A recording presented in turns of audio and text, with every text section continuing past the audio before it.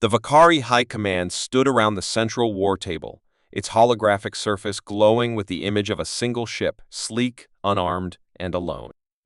It had entered the quarantined HFY sector, a region the Vakari claimed for strategic military testing.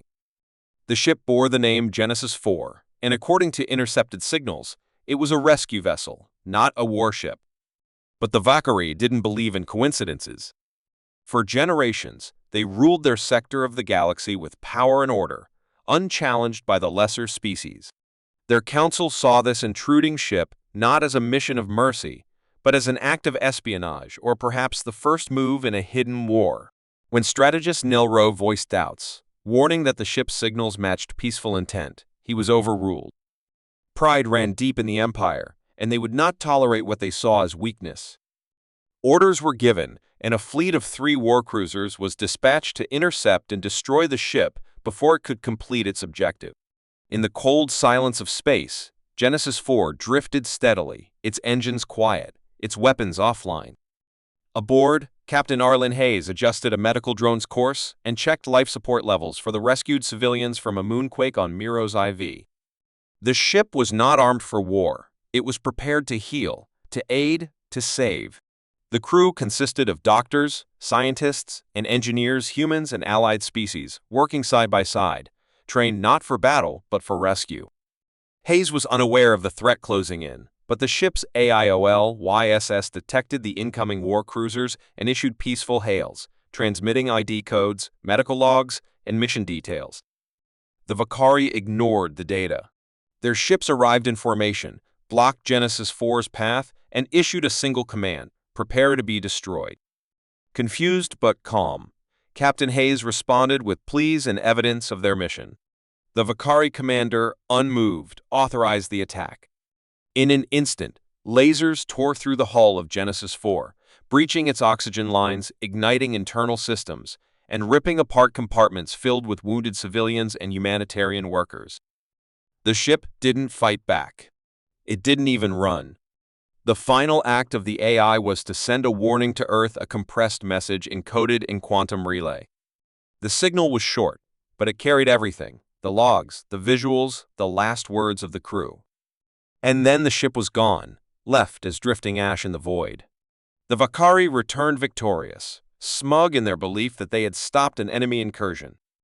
What they didn't know, what they had never taken seriously, was the origin of that ship Earth. A planet labeled a Deathworld by ancient galactic standards, where survival meant strength, adaptability, and an unmatched drive to protect one's own. The Vakari had destroyed a rescue ship sent by humans. Not a war fleet, not a scout team, a medical ship. And now that message was racing across the stars, toward the heart of the Sol system, to a people who had long embraced peace, but had never forgotten the art of war.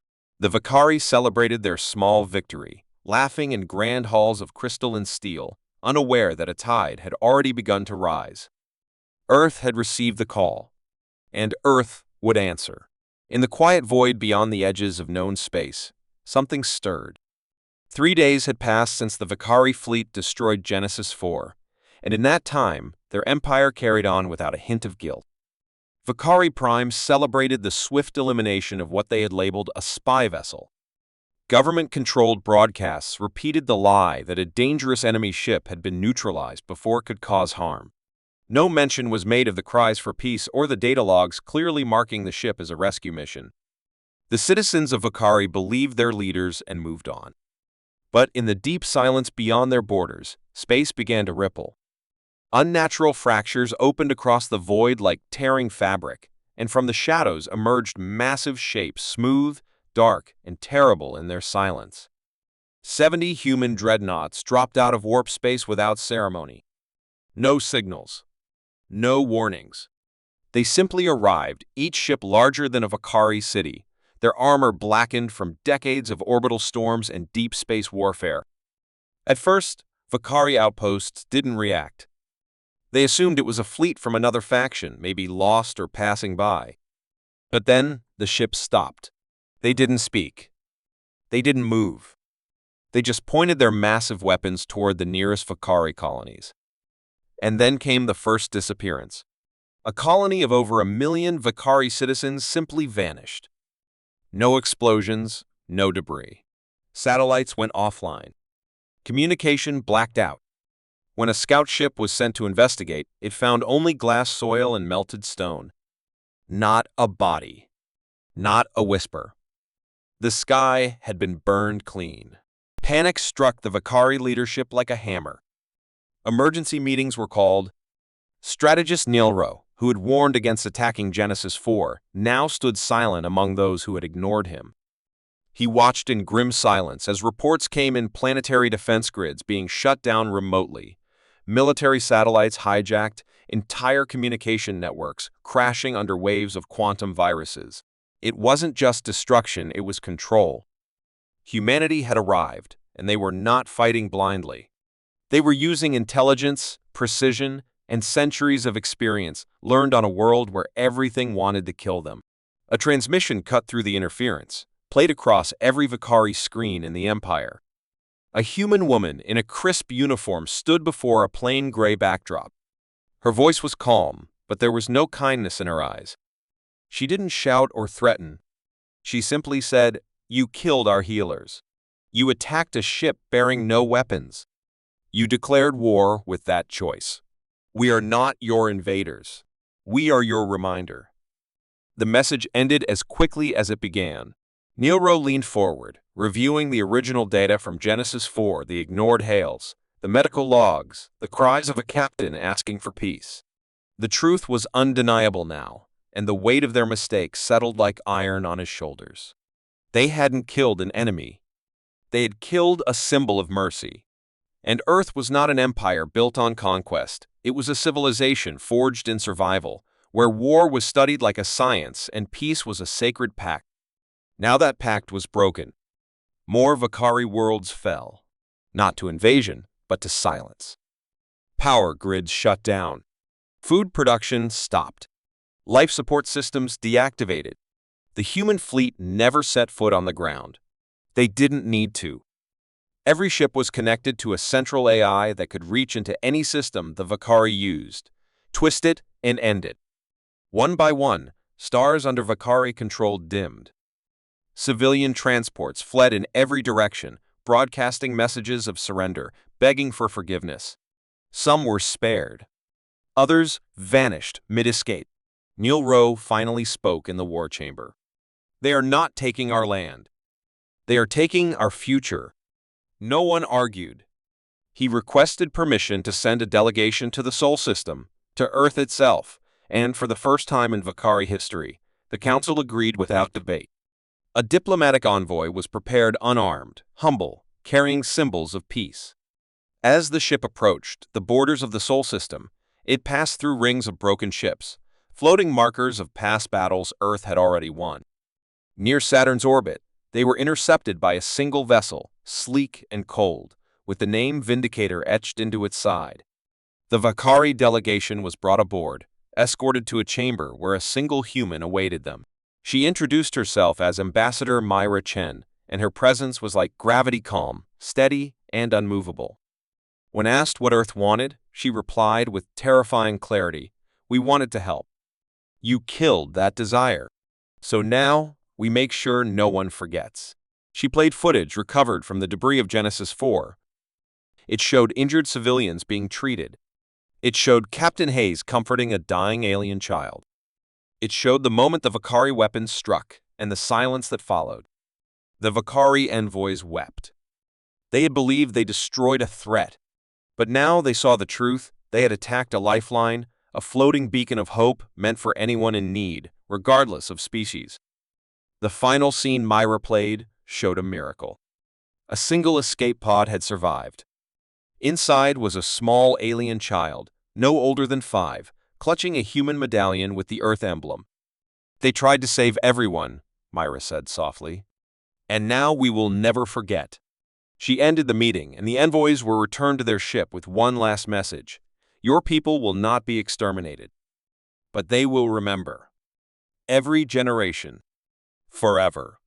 As the Vakari ship turned back toward its broken empire, Nilro closed his eyes and understood what had truly happened. This was not just a war. It was a lesson written in fire. The price of arrogance was not just defeat, it was history rewritten by the survivors. And in this new chapter, humanity had awakened not just as a species, but as a legend.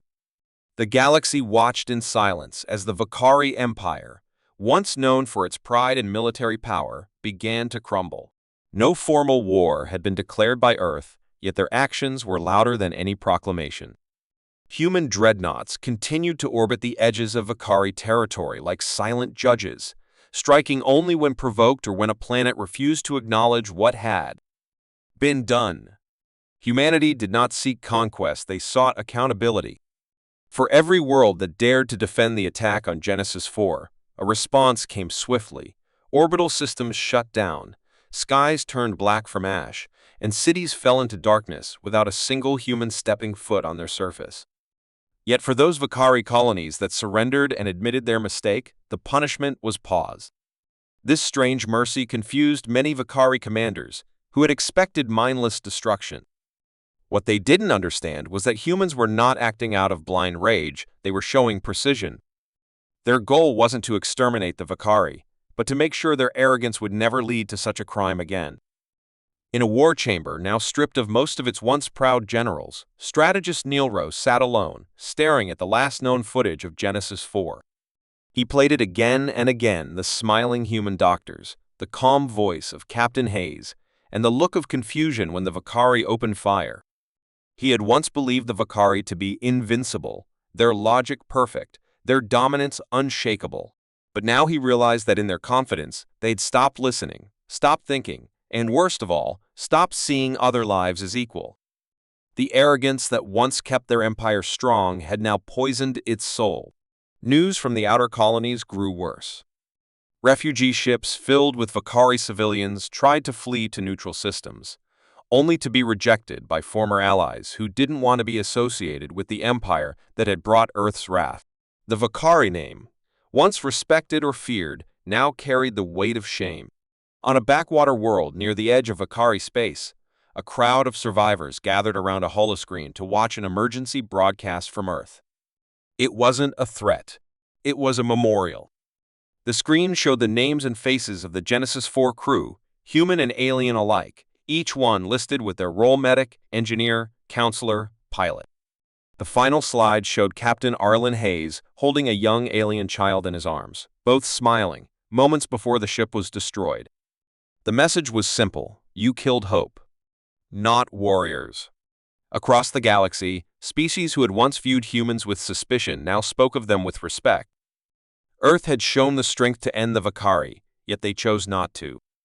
This restraint made their power even more terrifying. They didn't burn entire star systems out of hate, they only struck those who denied their crime. Slowly, the image of humanity began to change in the minds of the galaxy. They were no longer the hidden Deathworlders that others feared. In whispers, they were defenders of principle, of mercy, and of memory. On Earth, meanwhile, a new monument was being built, not made of stone or metal, but of voices. Survivors from every world Genesis 4 had ever helped sent in messages, thanks, stories, tears. The monument would live in data streams forever, playing the sounds of every life the crew had touched. It was called the Wall of Echoes, and it became one of Earth's most sacred creations. Commander Darren Hayes, brother of the fallen captain, stood before it in silence, his eyes reflecting the moving lights of the names etched in data.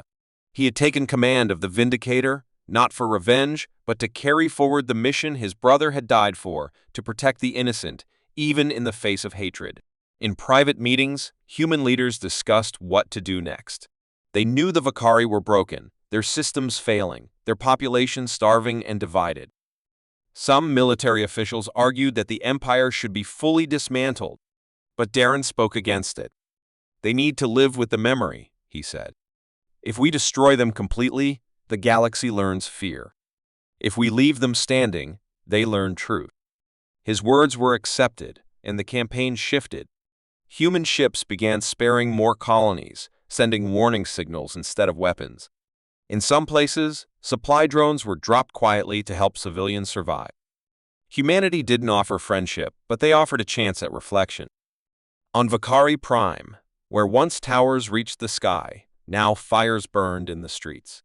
The government had collapsed. Neilro, once mocked for his doubts, was now seen as one of the only minds who had understood the weight of their actions.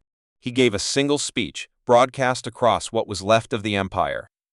He stood among ruins and said, "We thought power made us right. But power without wisdom is blindness." And we were blind. Humanity did not bring us genocide. We caused it ourselves when we silenced compassion and chose fear over understanding. His voice echoed in the hearts of many, especially the young who had grown up believing the Vakari were the center of the galaxy. That belief was gone now, shattered by the truth. The death of a single rescue ship had exposed the rot at the core of an empire. And the response of Earth had shown what true strength looked like, not in destruction, but in discipline. The price of arrogance had been high. Planets lost, legacies burned, pride shattered. But in that loss, there was now a chance to change. To remember. To grow. And across the galaxy, one name was now spoken with quiet awe, not as an enemy, but as a warning and a hope. Humanity. In the cold, dim orbit of a dying Vakari moon, the survivors of a once proud empire gathered not to rebuild, but to remember. Across what remained of the Vakari systems, a strange silence had taken root, not the silence of peace, but the heavy quiet of reflection, as if every world was holding its breath, afraid to speak too soon or say the wrong thing again. The dreadnoughts of Earth no longer hovered with weapons charged, but they remained present, drifting like shadows between the stars, watching. Humanity had done something no empire ever had before. They had answered atrocity not with endless war, but with a punishment sharper than destruction, memory. On the moon of Alaris, where the Vakari once tested weapons, thousands now gathered in the old military courtyard to witness something they had never imagined: a human monument, built not by Earth, but by the Vakari themselves.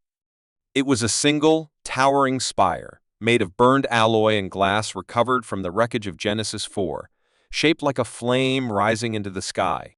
They called it the Flame of Remembrance, and etched into its base were the names of every life lost aboard the rescue ship. Alien names. Human names.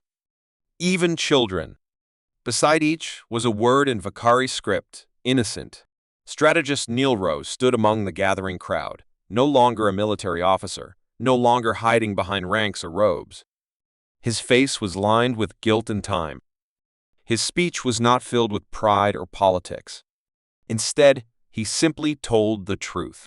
He spoke of how arrogance had made them blind, how they had ignored the signals, the peace offerings, the pleas. He told the story of Captain Hayes and his team, and how their last moments had been spent trying to save lives, not take them. No one interrupted him. Even those who had once cheered for the attack now stood silent, many with eyes lowered. For the first time in their history, the Vakari honored those they had killed as heroes. Above them, orbiting satellites replayed the final recordings of Genesis 4, translated into every Vakari dialect. The voices of the crew echoed softly through the speakers placed across the courtyard, calm, professional, filled with compassion. It was not a human victory parade. It was a funeral for the truth they had buried for too long. Far across the galaxy, on the edge of Earth's space, a small research vessel named Solace Wing received an invitation from a Vakari council, an honest one. It was the first official Vakari message to Earth, not made out of fear or surrender, but of understanding. The message didn't beg for forgiveness. It simply asked to join the ceremony, to light one flame in their own sky, and to acknowledge that their children deserved to grow up knowing the truth. On Earth, the wall of echoes updated silently, adding the voices of young Vakari children reading the names of the dead aloud, their pronunciation broken but heartfelt. It brought tears to those who listened, not because of pain, but because something had changed. The fire of remembrance did not erase what had happened. It did not undo the deaths. But it burned with a light that had never before existed in Vakari culture: humility. As the ceremony ended, a message played from orbit, recorded by Commander Darren Hayes. His face was calm, his voice steady. He did not accuse. He did not threaten. He simply said, "We do not seek to be feared. We do not need you to love us, but we will not let you forget. Let this fire be your beginning, not your end." The message cut out, and for a long while, no one moved. Then, one by one, Vakari citizens stepped forward to place symbols at the foot of the monument: helmets, weapons, medals, all the things that once defined their strength. They left them behind, as if finally understanding that true strength was not in domination, but in the courage to face what they had done. In hidden corners of the empire, not all agreed. A few old military commanders whispered of revenge, of rebuilding, of striking back in time. But their words found little support. The people had seen too much. The images of children dying in a rescue ship, the cries of doctors who only wanted to help, and the silent human ships that had brought judgment without boasting, these things lived now in the bones of every Vakari. Rumors began to spread of new schools opening, ones that taught not only Vakari history, but human values, honor, service, balance. Where once the Vakari taught their young to seek dominance, now they taught them to question, to think, to feel. The greatest fear Earth had was that the Vakari would forget, that time would wash away the truth. But the fire on Alaris still burned, tended daily, its energy source infinite. It became the center of what remained of Vakari identity, not as a symbol of defeat, but as a mark of change. Humanity had not just punished an empire, they had reshaped a people. On the observation deck of Vindicator, Commander Hayes stood alone, looking at a transmission from Alaris. He watched the children gather around the flame, laughing softly, unaware of the crimes of the past, but growing up in a world where they would learn. His face remained still, but his eyes held a hint of something deeper: sorrow, yes, but also hope. A quiet voice from the ship's AI broke the silence. "Would your brother have been proud?" Darren answered after a long pause. "Only if we never have to light a flame like that again." And with that, he turned back to the stars, the darkness vast and endless, but no longer silent, because somewhere out there, across the cold emptiness, the fire of remembrance was still burning. Years had passed since the skies above Genesis 4 turned red, but the memory of that single moment had never left the galaxy. What began as an unprovoked attack on a peaceful human rescue ship had changed the course of many civilizations, not through conquest, but through remembrance. The Vakari Empire, once a symbol of domination and logic, had become a living lesson in humility. Their systems were no longer guarded by fleets, but by words, laws rewritten, schools rebuilt, monuments lit daily with fire that never dimmed. Across their now fractured worlds, the Vakari lived not in shame, but in a new kind of strength, the ability to look back and admit failure. The galaxy had not forgotten the power Earth held, nor how they chose to use it. Humanity's ships still drifted at the edge of every system, silent and watchful, not as conquerors, but as guardians of memory. Their presence was enough to keep balance: no invasions, no threats, just a quiet warning. Mercy had been given once, and that was enough. But not all systems had learned. In the far reaches of the Eastern Spiral, a growing alliance of younger species, untouched by the events of the Vakari collapse, began whispering about the human response. Some called it manipulation. Others called it restraint. But one rising voice, from a species called the Dravari, declared it weakness. They believed Earth had hesitated, that they could have destroyed the Vakari completely but chose not to, and in that mercy, they revealed softness. The Dravari had never known loss, like Genesis 4, and so they never understood its echo. In their pride, they began building weapons faster than any civilization before them, recruiting outcasts from the old Vakari military, designing fleets meant not for defense but for display. Earth watched quietly but said nothing. There was no declaration, no preemptive strike, only observation. Some believed the humans feared another war, but the truth was deeper. Humanity did not want revenge or dominance, they wanted understanding. And so, when the Dravari finally launched a small fleet toward a neutral border, testing Earth's silence, they expected fear in return. Instead, they found Vindicator. The dreadnought appeared without warning, drifting alone, its weapons off, shields down. The Dravari captain laughed, ordering scans, assuming it was an outdated threat. But as their systems began to fail one by one, as their engines shut off, and their weapons went cold without a single shot fired, they realized the truth. Vindicator had not come to fight. It had come to remind. Inside the ship, Commander Darren Hayes stood on the bridge, older now, his face lined with time, but his eyes sharp. He activated a single transmission, broadcasting directly to every Dravari ship in the fleet. There was no threat in his voice, only calm. We were silent because we hoped the galaxy had learned. We came today not to destroy you, but to offer one chance to stop. This is not fear. This is mercy. And mercy, once given, does not come again. Then he cut the transmission and waited. The Dravari fleet floated in the dark, their ships alive but powerless, their commanders torn between pride and survival. After 2 long hours, they turned back. No battle had been fought, no blood spilled, yet a lesson had been carved deep into their pride. In the following weeks, the Dravari Council sent an envoy not to apologize, but to ask why. Why did humans choose mercy when they had such power? The answer came not from a general, but from a civilian. A young Earth historian, barely 30 years old, stood before them and played the original distress recording from Genesis 4. The voices were shaky, but still steady.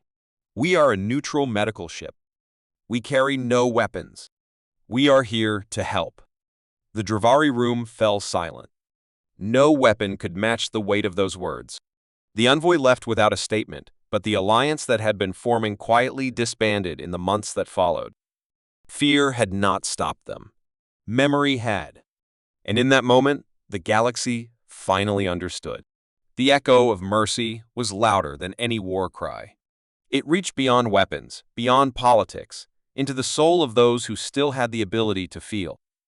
On the world of Alaris, now home to the flame of remembrance, a new ceremony was held every cycle. Not just by the Vakari, but by dozens of species, all lighting torches not for victory, but for those who had fallen doing good. Humanity never claimed credit, never asked for tribute. They didn't need it. The stars themselves had changed.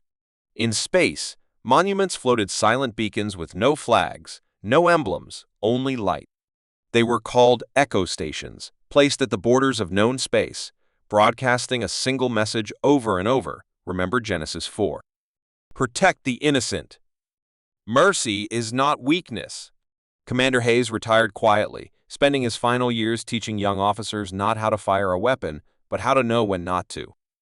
His final words, recorded before his death, were sent to every human ship. If they fear us, they learn nothing. But if they remember us, the galaxy survives. And so, long after the flames of war had burned out, after empires had fallen and rebuilt, one truth remained, whispered in every academy, every station, every world that had once trembled at Earth's power. The strongest voice is not the one that shouts the loudest, but the one that refuses to become a monster when it has every reason to. In the end, Genesis 4 did not die in vain.